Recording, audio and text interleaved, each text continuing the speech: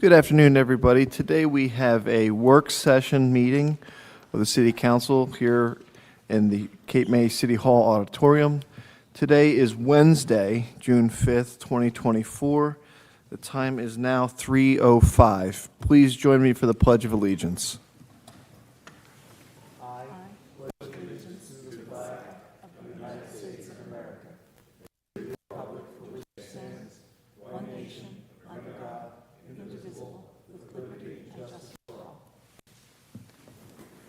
Thank you. Under the Open Public Meetings Law, notice of this meeting was sent to the Cape May County Herald and the Press of Atlantic City, and a copy of the agenda was delivered to each member of City Council, posted on the City website and Cape May City Hall Bulletin Board. Notice is hereby provided that Cape May City Council meetings are audio recorded and video streamed live. Live video streams are posted to the Cape May City website. The City of Cape May is not responsible if audio recording or live video streaming of a meeting is unavailable.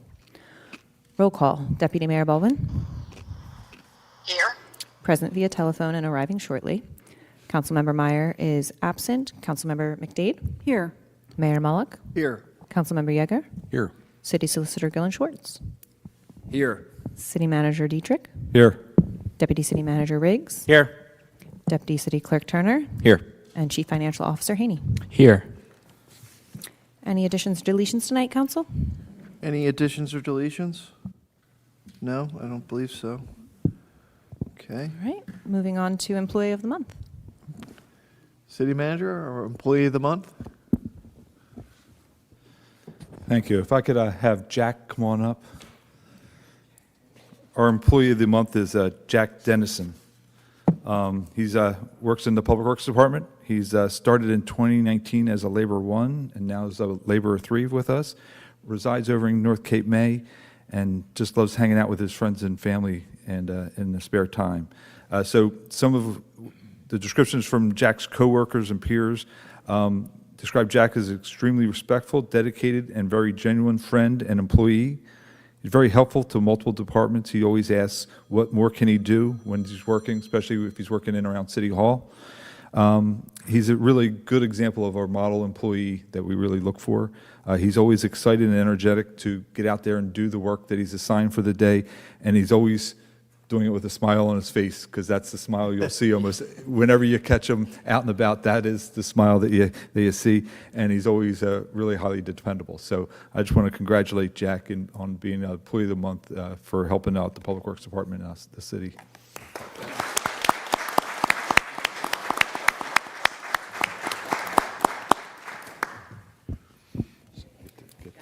Okay, no problem. We gotta get Rusty. No.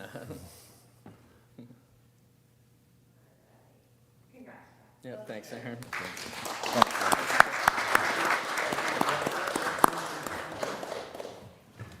City Manager, if I could just add, I don't get the opportunity to work with all of the employees, unfortunately, but I see Jack a lot in City Hall, and I just echo those comments of you always have a positive attitude and a smile, and just a pleasure to work with, so thank you. Yeah. Thank you, Jack. Thank you. Thank you, everybody. Enjoy your evening, afternoon. Okay. With that, are any updates from our City Manager? Just to really update, most of our construction projects affecting the roads and streets out there are pretty much closed up for the summer and completed. We'll have one more road to work on. We'll do some drainage work on Elmira over the next 1 or 2 weeks. It should be like a 2 to 3 days where we'll have Elmira closed, but once that is completed, we'll be done all the road work. The bathroom projects, both at up at the promenade next to Convention Hall and at Kiwanis Park, are moving along fairly well, and hopefully they'll be opened up before the end of the summer. So That's great. projects are moving along. City Manager Bold, not to, sorry, Dietrich, apologize.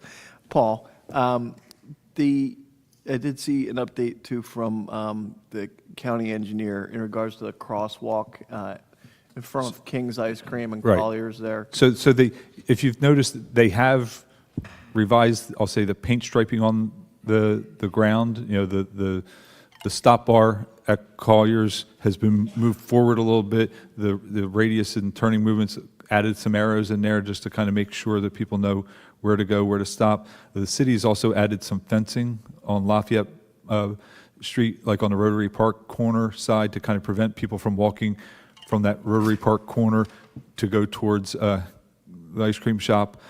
So it's kind of, you know, to help pedestrian safety there.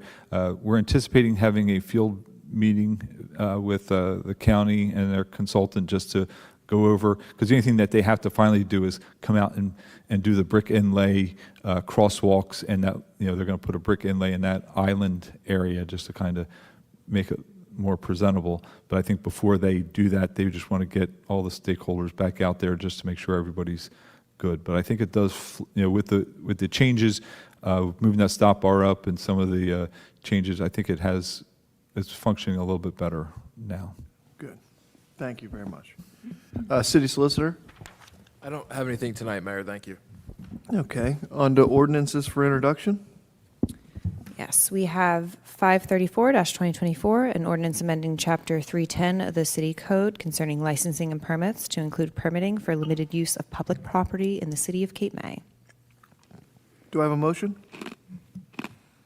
I'll make the motion. Do I have a second? I'll second.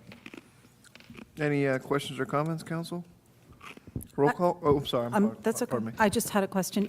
Did we receive any feedback from any of the parties that might be impacted by this? None that I'm aware of. Okay, None that we're thanks. aware of. That's all I wanted to check. Thank you. Roll call, please.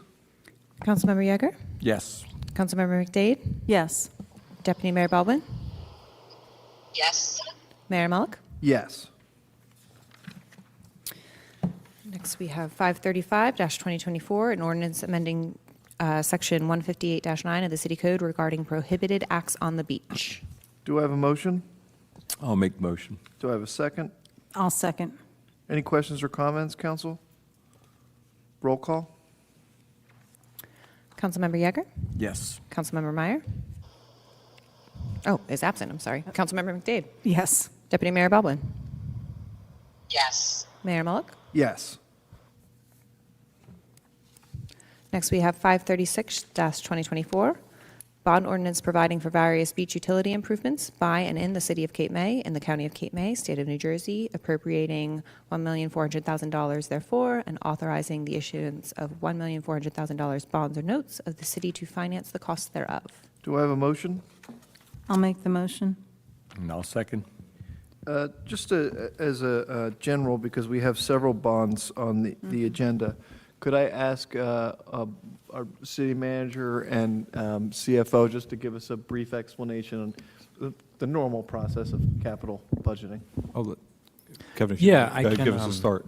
Perfect, that works. I have a couple points that I just wanted to touch on regarding bond ordinances in general and also the city's debt, because I know some questions have come up recently.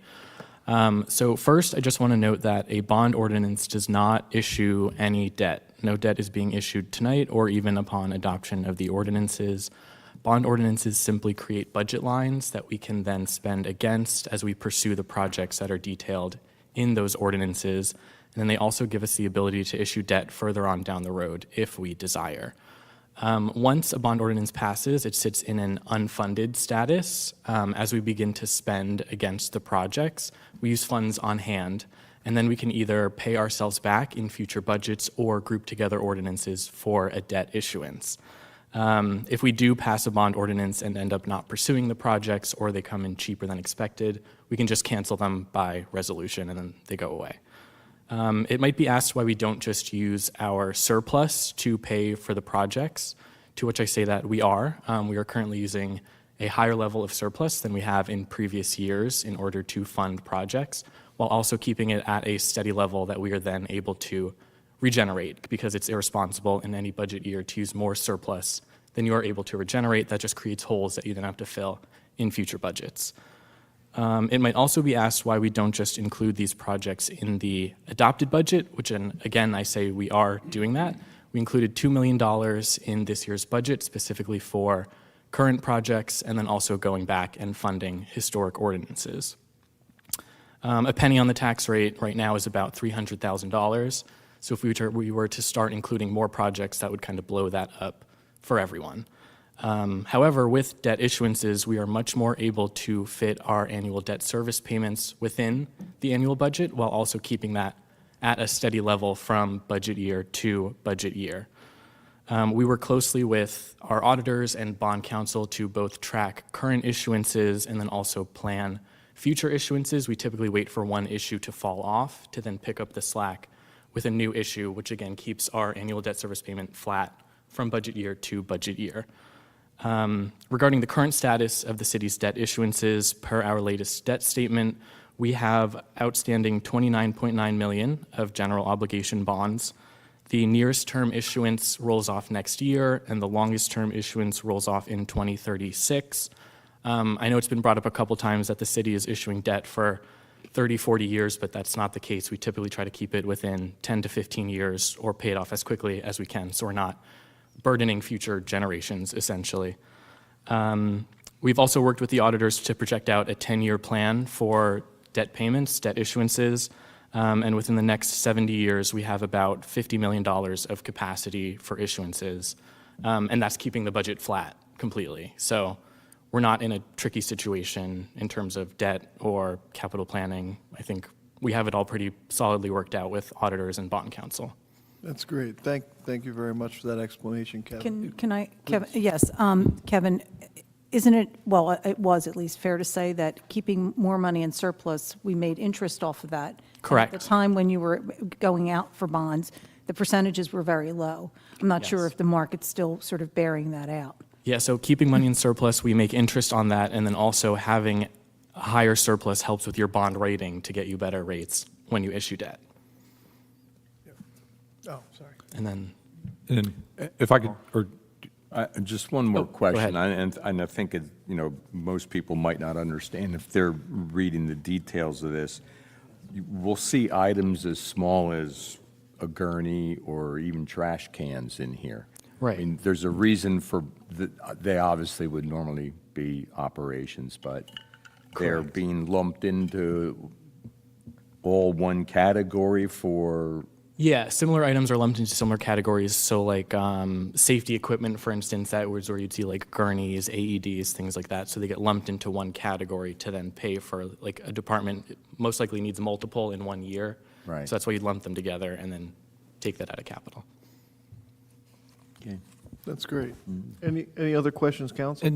And I just would like to follow up on, as far as individual specific projects, as I explained and discussed at the last meeting, I anticipate at the June 18th meeting having several of our other project engineers here and available to discuss individual projects and discuss the different, I'll say, major projects that are described in some of these bonds, as well as I anticipate between now and before that meeting, putting information up on our website under the construction projects section so that that information is available to the public so that they can, review in detail maybe more what the project plan looks like, some budgetary information of how we develop the costs that would go into the bonds. Mr. Dietrich, aside from that, though, some of these others that are included in these various bond ordinances came from the department heads as Yes. part of the budget this year. So Correct. there's the component that has to do with the engineering aspect and the consultants and everything else, but the other piece of this was really internally coming from your department heads requesting. Correct, Right, okay. correct. And just to kind of, I'm going to take Kevin's accounting CFO language and try to put it into more lay terms that I can understand. Think about, all of our bonds is, we all have, well, most of us all have car payments for maybe multiple cars that you might have at your house. And in any given year, you're not wanting to increase your car payments because your budget can only afford a certain amount of car payments in a year. Those car payments are just like these projects. So as we may pay off one car, okay, now I can replace that car and do another project. This is kind of the same thing, but instead of, we're making that debt service payments every year to pay these off as quickly as we can and keep the terms as low as we can. We're using as much of our surplus, as Kevin said, we're taking $1 million and just taking, instead of going out to bond for it, we're taking it $1 million in our capital budget to pay for capital projects. We're paying an additional $1.1 million to pay off debt sooner, or pay off old debt or previously issued debt. Old bond ordinances that are unfunded, we're going back and funding them, so we don't have to issue debt for them in the future. Well, and I also see this as an investment. You know, for many years, the infrastructure and the investment has not been there. And there are things that need to be done in order to have a viable city. And it's, you know, it's smart to be able to do it at a time where we can get good interest rates on our money that we do have and be able to go to market and do it. So to me, this is just, it's an investment. And there are sometimes, you know, using the analogy of a car, you have a home. All of a sudden, you need more than you'd like to put into it, but, you know, the reality is that is the house in which you live, and you need to put the roof on and, you know, whatever else is required. And, you know, doing it smartly is always, you know. And the best thing is, because the work with our auditor has done in planning these over the years, since we followed his guidance and they've worked with the CFOs and the administration, it's keeping the payment the same so that we have to catch up on doing some infrastructure funds. We're not having to raise taxes. We're able to keep a stable tax rate and still increase some of our capital expenditures to do some of these necessary works. That's great. Any other questions or comments, council? Roll call, please. Councilmember Yeager? Yes. Councilmember McDade? Yes. Deputy Mayor Baldwin? Yes. Mayor Mullick? Yes.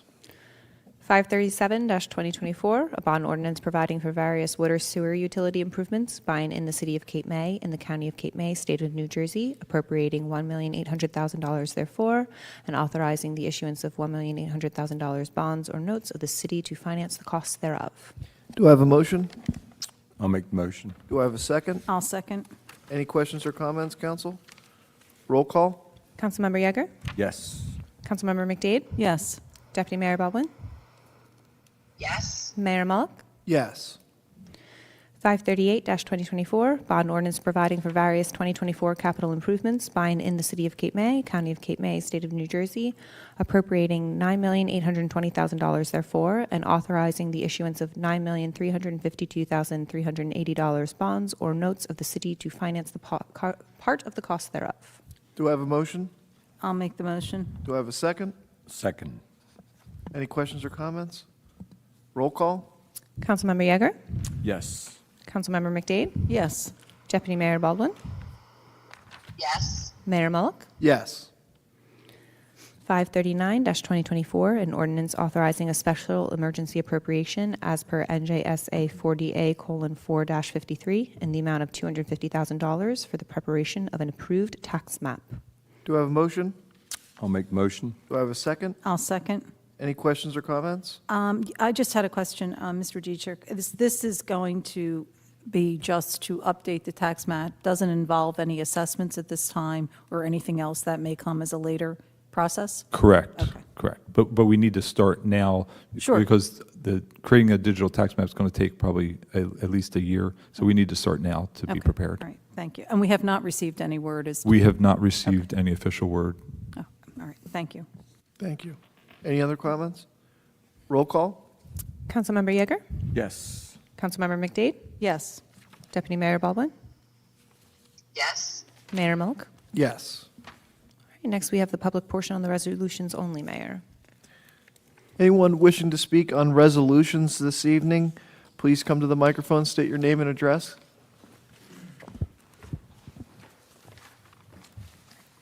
Stacy Shan, 928 Columbia Avenue. I have a question about Resolution 167-06, the Apply and Accept a Neighborhood Preservation Program grant for the New Jersey Community Capital Needs Grant. My question is, it only applies to certain neighborhoods. What is that location of those neighborhoods so that people can be aware if they can apply to these grants? The neighborhood preservation, it's not a process for residents to apply for. It's a grant that the city applied for probably 4 years ago that received, and it's a 5-year grant program where we can spend $125,000 per year on neighborhood improvements. and we've been doing different neighborhood improvements as identified by the zone, and it's generally, I'll say, bounded by Ocean, down Lafayette, Franklin, down to St. John. It's in that general over. Yeah, and I understand the area you're talking about, right there by the Acme. Right. And before, they were actually given to organizations, and that's why I was asking about that. We did make some available to the Macedonia Church, but it's not really where people would apply to us. It's really. Okay, I just thought that they had done the Harriet Tubman Museum, the Acme, and the church had applied for those grants, some of those grants, and that's why I was asking if that was open still or not. It's the Macedonia Church is the last one we're still working with. But the other ones had gotten in the past, correct? I believe so. I think that's a confusing, there's some of the COVID funding that. Yeah, I'm not sure which. Yeah. I mean, there's. It had to do with that area, but I believe, and I'm not positive, but I believe that was separate from this program. This is really for, Streetscape Streetscape, signage yeah. and stuff like that. yeah. Oh, okay, I know what 'cause you're how talking it- about. Yeah, That- and that's why I thought, because I thought they called that the neighborhood grant. Yeah, that was, it did apply in that same area, but I believe that was more COVID relief funding, separate. I mean, I know we had approved that area Yeah. before COVID, I think Yep. it was, and that's why I thought this was still that part of that I program. think I believe what it was that neighborhood, because it fit within this program, was eligible for some COVID relief funds, which is why some of those businesses in the Acme area were eligible for it. But I think even then, they had to meet certain parameters and things like that. But it was, I believe, separate from this existing program. Okay, because it says applicant, and that's why I thought it meant citizens and not just the city. No. Okay. My other question has to do with Resolution 171-06. I see there's two change orders. One has to do with a 4-foot-high fence, and the other one was the change order one before that had to do with irrigation and rubber surfaces. I thought there was a talk at the last council meeting that there was going to be another change order that had to do with the pump for the bathroom, and I That's- didn't see that in those two change orders. So is there a third change order having to do with Kiwanis Park? That's a different project. This project was, that this 171 was for the, I'll say, the original park improvements. We're still working on the final change order that we discussed at the last meeting for the pump and the electrical service. Okay, so That's not this. this Kiwanis Park is just for the park itself, the $1 million? Correct, not the bathroom. That doesn't include the bathrooms? Correct. Okay, Different project. thank you.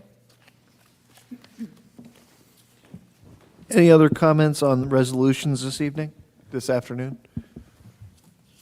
Jules Rouse, 1010 New York Avenue. Good afternoon. Would you please, Mr. Dietrich, describe what the difference is with Phase 1 and Phase 2 at Resolution 175?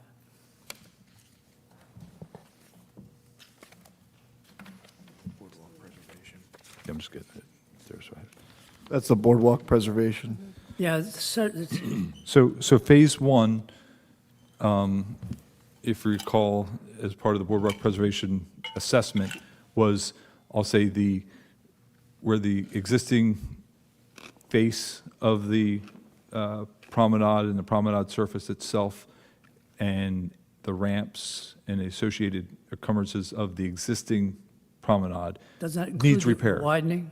It does not include the widening.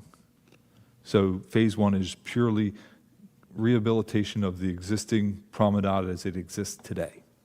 Phase two is for, and that's just for the, and these are two just for the design services, not for the construction. Phase two is for the engineering and permitting and benefit cost analysis to do the widening and resiliency wall to make it more resilient, and then it would be to get the environmental permitting and look for potential FEMA funding to. But that's primarily for what I'll call the west, the north end of the promenade or the seawall. No. No. This No. is all part of the existing. This would be from Madison to the Cove.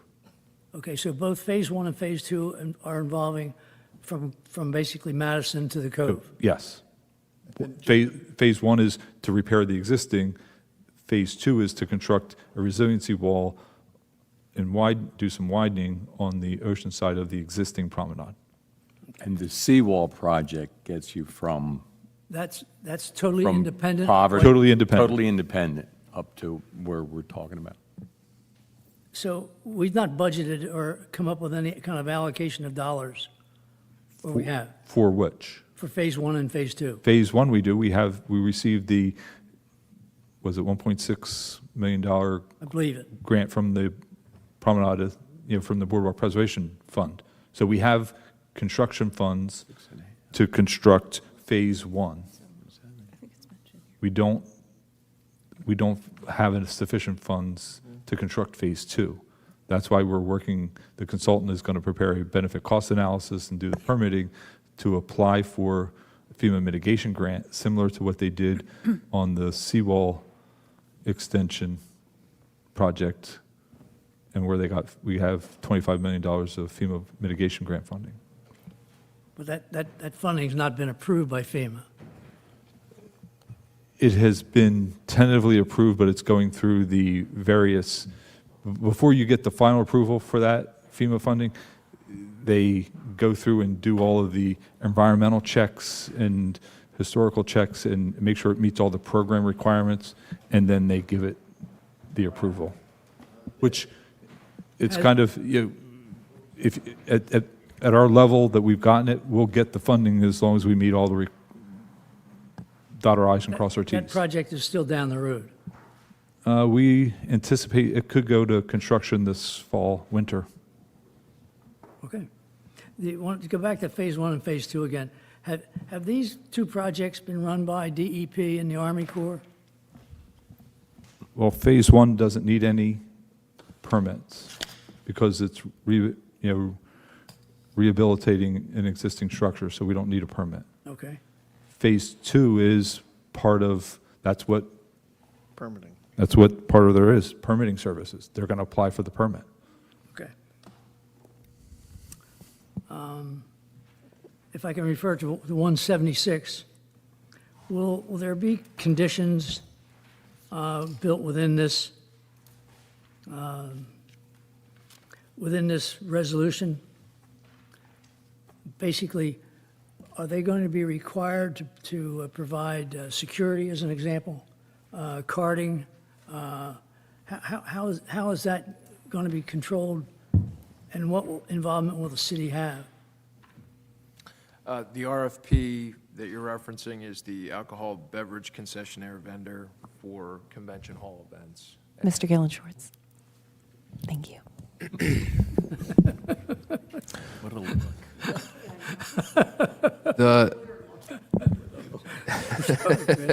It's okay.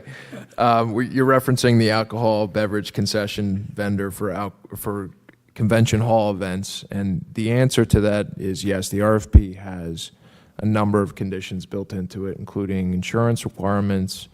There's going to be limitation on the area of service, and the vendor is going to be responsible for making sure that the bartenders and servers are tips trained and the like. So they're going to be responsible, and as part of the RFP process, going to have to provide adequate and responsible service if they want to be awarded that contract. And that's going to be baked into the proposal that they eventually would give to the city. And I assume that the alcohol cannot be brought onto the site by an individual. No, right. The idea is they're going to be the only person that can bring it on and sell it, and then it's going to be limited to the area and the time that the event's going on. And that they won't be able to take it outside. Correct. Thank you. Thank you. Just to Mr. Roush, I don't think you'll necessarily need to comment to this, but I just want to give you the opportunity. Back to 175, and I just want to make sure everyone knows this. We did obviously put this out to bid for the engineering services, for the services in Phase 1 and Phase 2. And just so you know, as you can see in the resolution, we're breaking it up into 2 phases, but awarding it to 2 separate engineers, basically based on their bid amounts. So, I mean, I think kind of going the extra step of trying to save some tax dollar funds here by awarding to the lower bid separately for the different phases. So I just wanted to point that out, that's all. Anyone else on resolutions this evening? Okay, we can close public comment on resolutions. On to the consent agenda. On to consent agenda. Anything to remove this evening? I think I have to remove 173, if we can just talk about that for a second, because I have a conflict with Does the one anybody club. else? I'm on the board. Does anybody else have a conflict for the club? I am a member of, I'm not a member of any, well, You, I'm an honorary member yes, of, you are. But that, I think it's okay. okay. I think I that's a think it's stretch,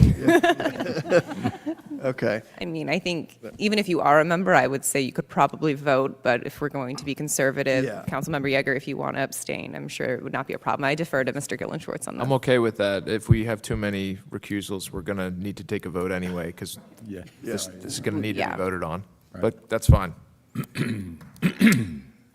So we'll remove that one from the Okay. consent agenda. We'll move 173. If required. I mean, I'm fine either way, so. It's, as long as we have We'll enough do it. for a quorum for a vote, that's fine. Sure. it's a good idea. Honorary members can vote on this one. Yes, Okay. thank you. Anything else, council? No, not here. All right. Can I just indicate something for the record, just so we're clear, on 16806, which is the rejection of proposals, and that was the surf camp RFP.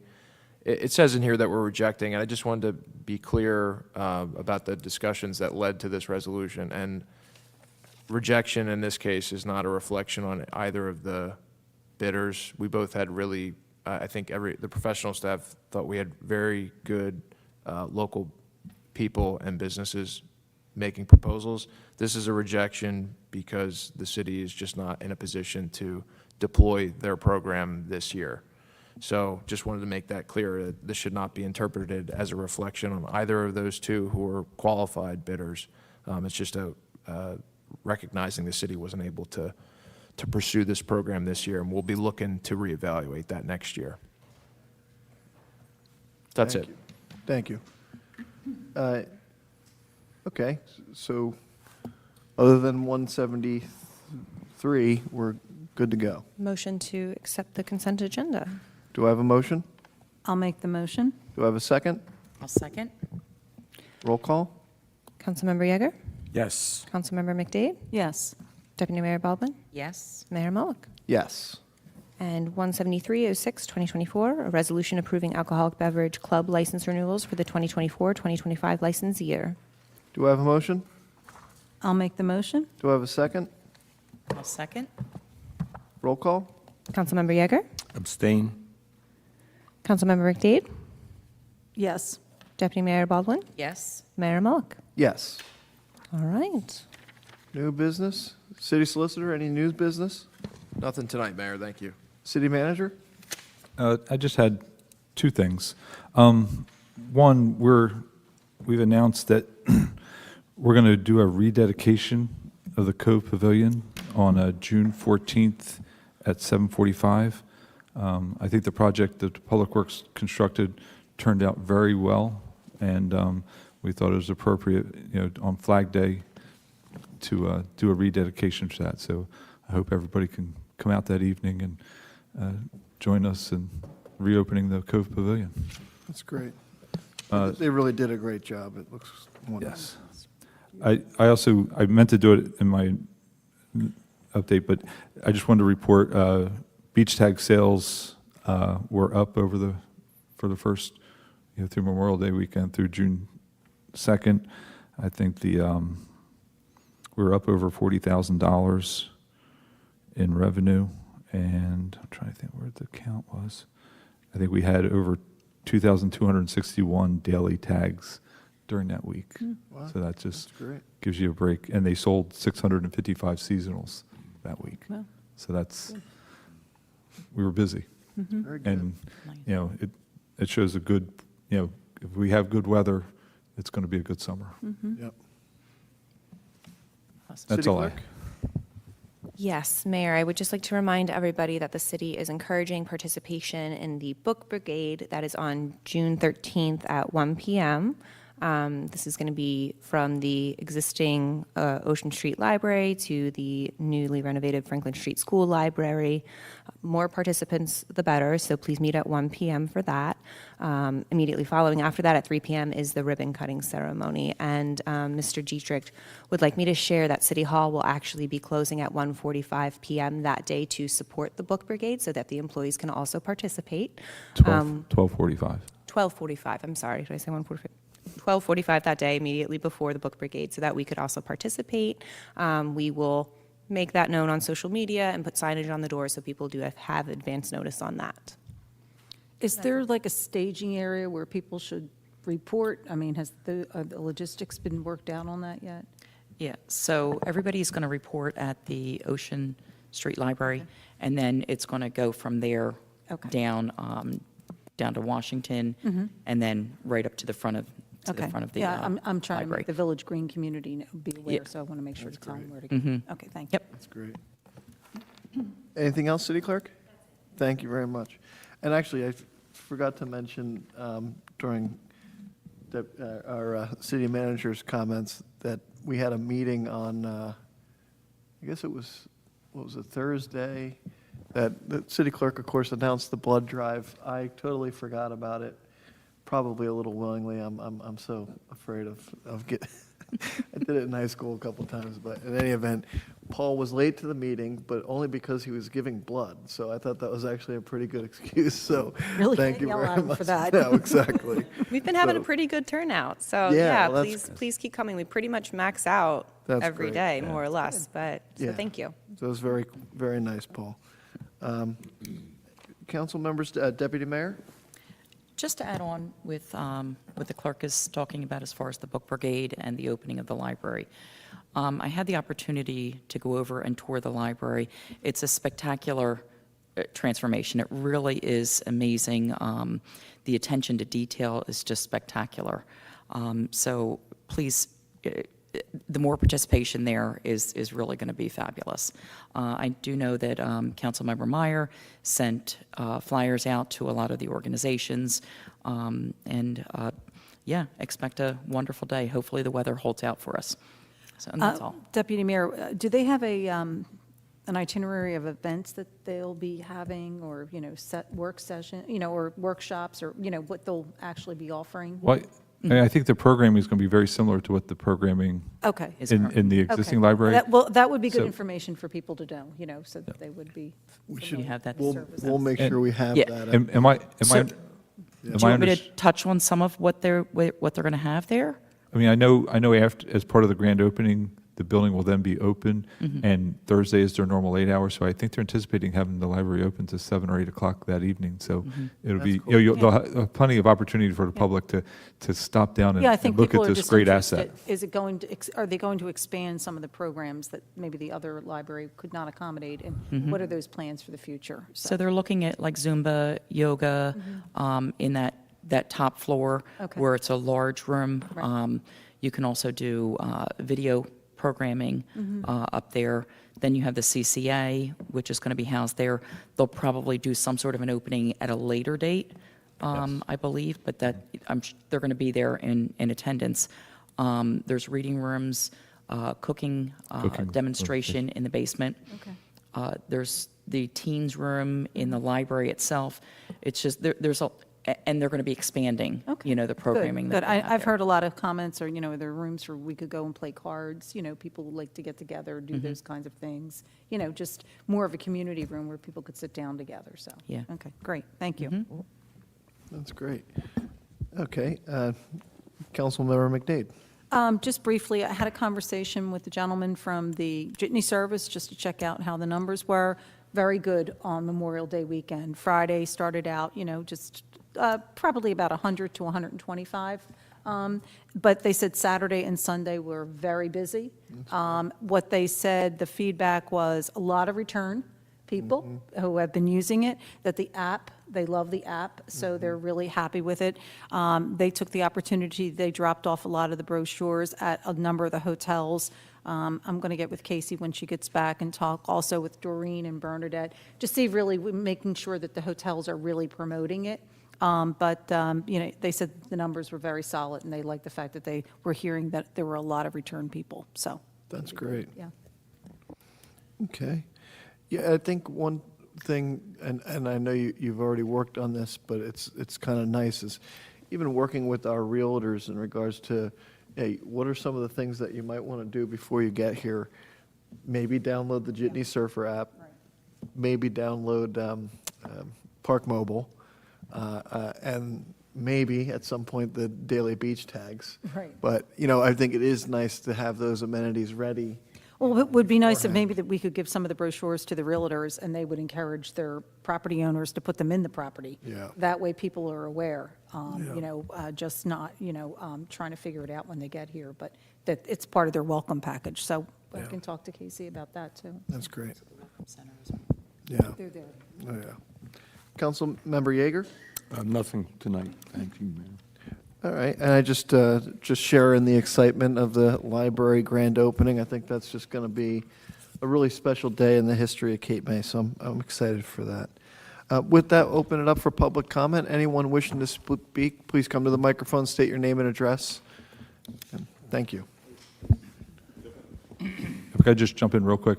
Please. I forgot to mention a big shout out to a happy birthday to Deputy Manager Riggs over there. He stayed late today to participate in a meeting on his birthday.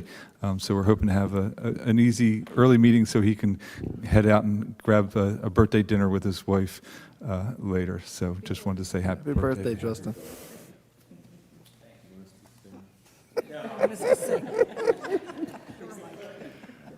That's all right. Stacy Sheehan, 928 Columbia Avenue. My comment is on the ordinances for the beach utility and the other ordinances that have to do with funding. And I'm just going to read the New Jersey Revised Statute, Section 40A, 2-11. A bond ordinance must include a down payment of at least 5% of the authorized obligation before it can be adopted.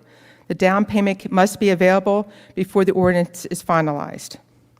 No bond ordinance shall be adopted unless it appropriates a sum of a down payment, which is a sum of not less than 5% of the amount to be obligations authorized.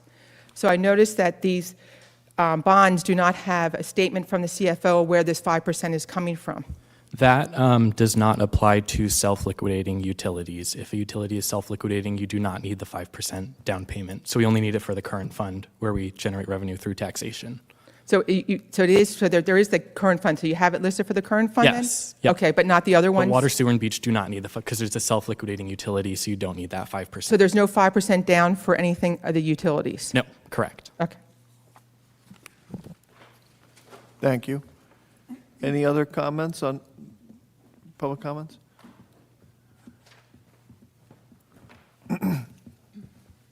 Jules Rouse, 1010 New York. As you may have seen at your seats, I made a copy of a new, well, it actually came from the Herald in their electronic division, or electronic mail, of listing the changes that are going to be reviewed or coming forth from the DEP. And I think it's,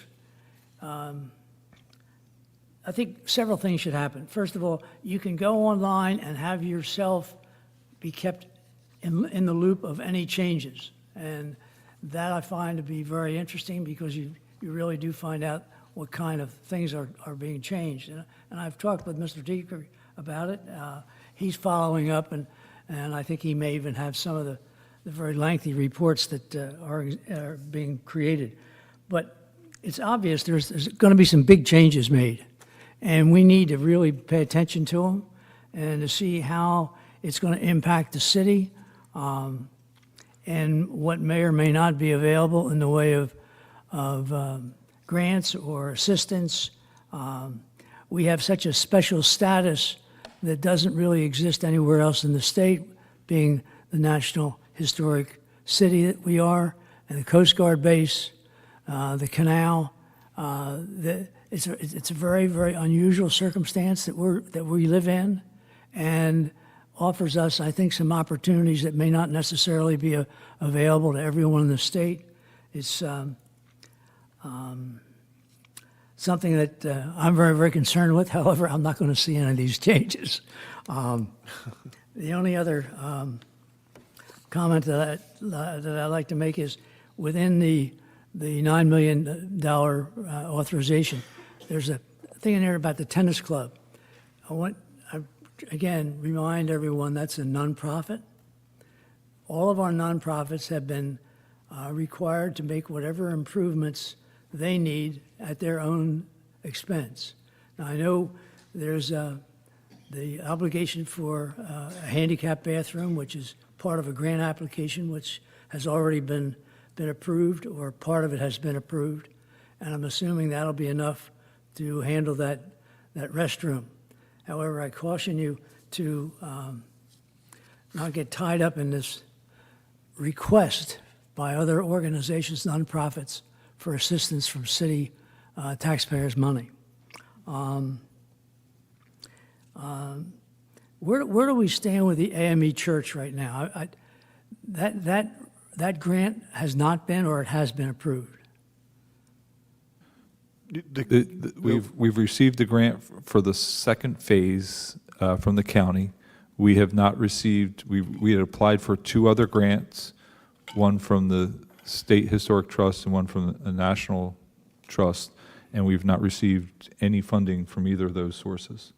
A contract has been awarded for the construction or the reconstruction of the bell tower and some interior renovations to reconstruct the bathrooms and re-sheet rock and put electricity and HVAC back in the building.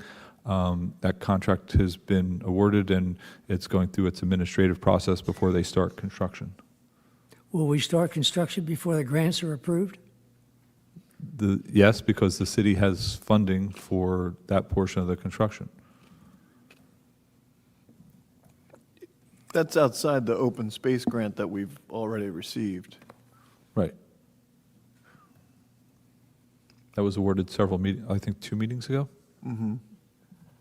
I think it's a bit dangerous to proceed with a construction project without having grant approvals. We need that grant funding to participate in completing that project. No. No, we have sufficient funds to complete the project. I've registered my concern. Thank you very much. Thank you. Anyone else this evening? Mayor, if I could I just want to follow up on Ms. Rouse's comments regarding the NJ PACT rules.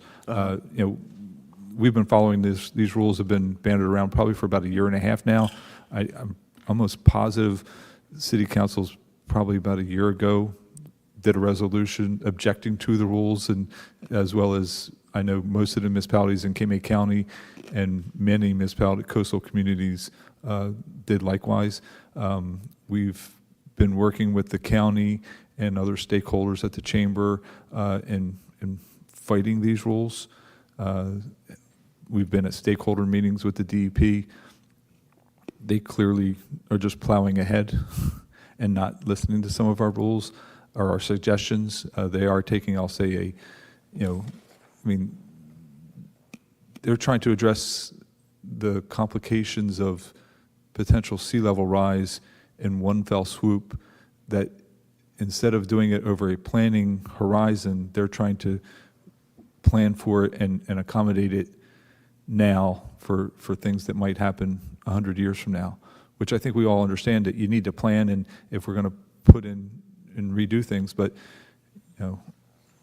most of the homes, especially on the shore, they're rebuilt within a 30-year time cycle.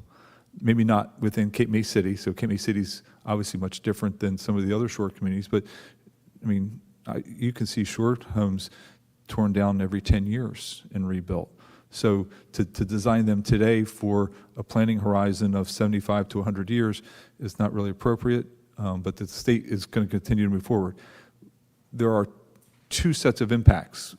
The impact that you can see under the current regulations that will affect residents are two items. First is, instead of the current state building code requires 1 foot of freeboard above the base flood elevation. Our city ordinance requires 2. So the city has exceeded the state standard, and we do that to participate in the CRS program. What the state's PAC rules would put in for 5 feet of freeboard. So that would be an additional 3 feet of elevation rise over that, which I think is pretty drastic considering that. And that'll have a lot of different varying effects, specifically within Cape May City, though I think it will have a limited effect, especially if you're within the historic district, because you're allowed to, historic structures are exempt from these flood regulations if you're a historic structure. So properties within the historic district will probably be able to get waivers and comply more with what our current city code is, or the 1 foot compared to the 5 feet. However, it will impact properties outside of the historic district because they don't have that historic protection. So if they're going to do substantial construction or substantial improvement to their homes, meaning 50% more of the value of the construction of the home, they may have to raise their property 5 feet to comply. Can I ask a question specifically to that part? Sure. I know we could get in the weeds a little bit, and probably better. I was just trying to give a brief overview, but Yeah. we can go down But the weeds. Just the one quick one is, how do you think that affects your maximum building height? Well, I think, obviously, our building height is related to the flood elevation level. Does it force us to add to the maximum? Yes, yes. And what about homes that are attached, twins? Well, that's an interesting thing. So the substantial improvement definition is technically guided towards the structure, regardless of if it's individually owned by one property owner or two property owners. But So it's two separate properties and. unfortunately, if you had a twin or a quad, or if somebody did improvements that related to improve the value of 50% of the entire structure, Right. then the structure would have to be raised. So those aren't, just please, this is an asterisk. Those aren't Paul's rules, and those aren't the city's rules. Those are FEMA's rules. So please, I'm just the messenger. I'm not the. No, I I'm not- understand. I'm just considering the implications Now, of. Well, I haven't even gotten to the best part. Oh, I was going to say. So the other thing that is kind of included in the rules, but everybody sees the 5 feet and think that that's the worst part. That's not really the worst part. Right now, your house may be outside of the flood zone, but it's all interlaced with sea level rise, so that they're actually going to extend the flood zone beyond the FEMA flood zone and an inundation level. So they're going to take, I think they were looking at 1 foot, but I think it might be 2 feet. So they're going to look at, okay, if whatever the sea level rises for 2 feet, whatever that elevation is, whatever that would project out from an elevation standpoint, that would be the new flood zone requirement. So properties that are outside the flood zone will now become in the flood zone, plus have to get 5 feet. So it's a double whammy. There is and that's the resident's perspective. From the city perspective, our projects will have to have, and this includes facilities and roads, unless you can do some alternative analysis that it's not feasible or whatever. It's 5 feet plus an additional 1, so it's actually 6 feet. But a lot of our, depending on critical structures, we'd already be at that level, but there is some additional requirements for city road and facility projects, just to give you a little brief overview. But we are watching it, looking at it, and the efforts that we've been working on over the last year and a half have not been successful. It's anticipated, unless it can get delayed again, that the proposed rule could become effective in the fall of 2025. Expect to have a full update as that comes closer, I'm sure. I'm still reading the 1,000-page Yeah. document, so I'm still. Thank you. That, Mr. Roush, that, it's 1,000-page of regulations. All right.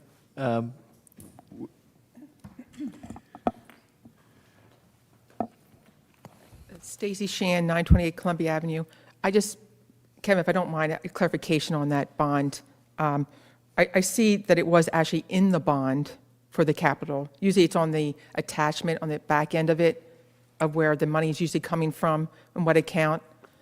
And I see it was included in section 1 of the bond, or of the I bond, see of what the you mean. ordinance, I'm sorry, of the ordinance. Correct, for the general capital, the 5% Right, down for payment. the 5%, that 492,000 or something like that. Correct, yeah, section 1 of the. Right. Now, is that actual, I guess I was getting a little confused there. Is that actual money that's going to be coming out? Because it should be money put in as 5%, not of the total bond, and you're going to take some money out of that, correct? It's taken off of, so the total bond issuance is for the 9.8, and then we do the down payment of the 5%, and then we would, if we do issue debt, it would Right. just be for that remaining 9. I guess my question is that 400-something is actually going into an account, correct? Right, yeah, Oh. thank you, Maureen, that's what I'm asking. Yes, correct, yeah, we pay it down now, correct. Okay, so you have that money put into an account? Yes. Okay, that's all, I just wanted clarification. Okay. Thank you. And that's, I'm sorry, and that's coming out of the budget that was for capital expenses, that line item, that's where that money's coming from? Yes, correct. Okay. Okay, with that, we'll close public comment. Do I have a motion to adjourn? I'll make the motion. Okay, the time is 4:01. Thank you very much, everyone. Have a great evening. Thank you.